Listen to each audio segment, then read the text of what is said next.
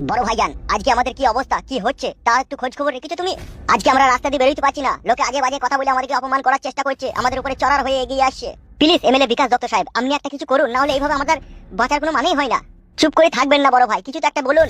আজকে আমরা অসহায় হয়ে পড়েছি, আমাদের পেছনে কেউ নাইকো। আর 14-15 দিন ঘরের ভিতরে ভরা আছি, রাস্তা দিয়ে বেরোতেও পারছি না, কিছু তো একটা ব্যবস্থা করুন।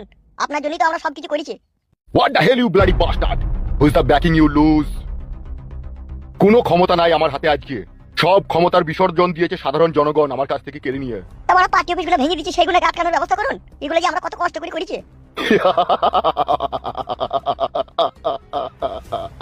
সুরের বাচ্চা, বাপের টাকায় পার্টি অফিস করেছিলাম আমরা, না জমি বিক্রি করে এনে পার্টি অফিস করেছিলাম বে? কেন্দ্রীয় কাছ থেকে টাকা নিয়ে এসে পার্টি অফিস তৈরি করেছিলাম বে। আর সেই কেন্দ্রীয় সরকারের ভান্ডারে কার টাকা জমা হয় জানিস? কার টাকা জমা হয়? সরকারের। বোকাচোদা সুরের বাচ্চা, আজকে আমার সাথে 26 বছর রাজনীতি করছিস, তুই এটুকু জানি না কোথায় কিভাবে টাকাগুলো আসে? সরকারের মারাচ্ছিস তো? এসব সাধারণ জনগণের টাকা, ট্যাক্সের টাকা। এখানে রাগ করা তো কোনো প্রশ্নই ওঠে যাবে। বড় ভাই, আপনার কথাবার্তা কিন্তু কেমন ঘোলা ঘোলা লাগছে, আপনাকে মনে হচ্ছে আমি ঘুষ টুস আবার ওইদিকে আবার খাননি তো? কি রে কি কিরে মানে মানে এতদিন আমরা ক্ষমতায় ছিলাম, আমরা যা ইচ্ছা তাই করেছি, আমাদের পার্টি অফিসে যেমন তাই করেছি। আজকে অন্য পার্টির লোক এসে পার্টি অফিস দখল করে নিচ্ছে, আপনি প্রতিবাদ করবেন নাকি আপনি আবার আমাদেরকে গরম দেখাইছেন কেন? বড়া এর মানেটা কি? বড়া এর বড়া আপনি ঘুষ খেয়েছেন? সাদা কুকুর কে বুঝা রে, নাইলে এর পেটে কুক করে মারিব আমি। হ্যাঁ হ্যাঁ বুঝেছি বুঝেছি বড় ভাই। বে কালো কুকুর, তুই বড়া কি বুঝাবি কি আমাকে? আমি সব বুঝি রে বড়া, তুমি আমার বড়া বুঝো। হে বড়া মুখ ছোড়া। বে বুকাচুদা, আমাদের পাড়ার পার্টি অফিস কারা দখল করছে? আমাদের পাড়ার লোকই করছে। তাহলে বুকাচুদা একটা জিনিস বুঝতো, আমাদের পাড়ার লোক আমাদের পার্টি অফিস দখল করেছে। আমরা তো 12 বছর ওই পার্টি অফিসে আমরা দখলদারি চালালাম বে, আমাদের তো রাজত্ব চললো। এবার ওরা কিছুদিন চালাক না, এটা আবার রাগ করার কি আছে বে? সাধারণ জনগণের আমাদেরকে ভালো লাগেনি তাই আমাদেরকে উল্টিয়ে দিয়েছে, এতে কোনো অসুবিধা নাই তো। আবার যেদিনকে তার নিজের ভুল জনগণ বুঝতে পেরে আবার আমাদেরকে ক্ষমতায় নিয়ে আসবে, সেদিনকে আবার কি হবে জানিস তো? সেই দিনকে ওই একতলা পার্টি অফিসটাকে দুতলা করব, নিচেতে মদ আর মাংস খাবার, উপরে মেইলে ফুর্তি ফাত্তা করবো। অত চিন্তা কিসের বে? কষ্ট কর না যতদিন না আমরা ক্ষমতায় না। আমাদের উপর অত্যাচার করবে তবেই তো জনগণ বুঝতে পারবে যে রে বাবারে এর আবার কি পার্টিরে বড় এইদিকে মাইছে। মায়ে খাওয়া ভালো, মাই দিয়া ভালো লাগে, বুঝলি বোকাচোদা? চুপ।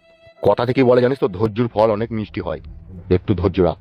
দেশ তখনই ভালো চলে যখন সাধারণ জনগণ তার নিজের ইচ্ছার মতো দুনিয়াতে জীবনযাপন করতে পায়। আর সেই সাধারণ মানুষকে যখন সব দিক দিয়ে সরকার যখন বাধা দেয়, তখন মানুষ তীব্র বিরক্ত হয়ে যায়। তা আজকে এই নিরীহ পার্টি সব জিনিসকে জনগণকে বাধা দিচ্ছে।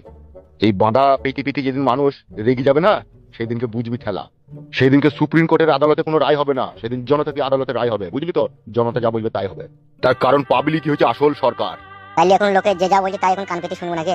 অবশ্যই, এখন দু চারটা যদি চাপিয়েও দেয় তাও সেটা খেয়েই থাকবি, কোনো রকম হামলা করার চেষ্টা করবি না। বেশ তাই হবে, আপনি যা বলবেন তাই হবে। এমএলএ বিকাশ দত্ত সাহেব ভিতরে আছেন নাকি? কে? আমি উৎপল মন্ডল। কি হলো কি? কালকে নিরীহ পার্টির লোকরা এসে সব ঘর বাড়ি ভেঙে দিয়ে যাওয়ার। এইখানে কাইতে হয়েছে কিসে লেগে? থানাতে যাও। কি বলছো কাকা? কেন শুনছে না? বড় বাবু বলছে তোদের এতদিন যে হত্যা কর্তা ছিল, যার কথাই তোরা চলতিল, যার কথাই তোরা উঠতিল, যার কথাই তোরা বসতিল, তার কাছে যায় এখানে বেশি ঘাড়ে মারাই না, ঘাড়ে গুটি দেবো, তাই বলছি। কোন অফিসার ছিল থানাতে? বালঠাকরা বিক্রম।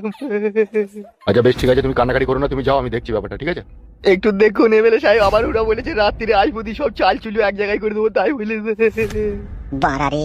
বেশ ঠিক আছে, আপনি যান, আমি অফিসারের সাথে কথা বলছি। হ্যাঁ আচ্ছা ঠিক আছে। কি ব্যাপার বড় ভাই, পুলিশ পাবলিকের কথা কেন শুনছে না? এসব উপর থেকে মানা করা আসবে বুকাচোদা, এটাও বুঝিস না নাকি তুই? ও, এখন ওদের হাতে ক্ষমতা বলে যা মন ওরা তাই করবে নাকি? তাইলে অবশ্যই করবে, যেদিন আমাদের হাতে ক্ষমতা ছিল আমরা যেমন তাই করি, চাই কি ওরা করবে?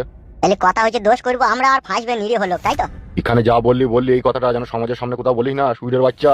এই সবার হুঁশ বুদ্ধি খুব কম। বেশ বড় ভাই, ভুল হয়ে গেছে, আর কোনোদিনও বলবো না। মনে থাকে যেন কথাটা। মনে থাকবে মানে খাতায় লিখে লিখে আজকে বাড়িতে গেছি।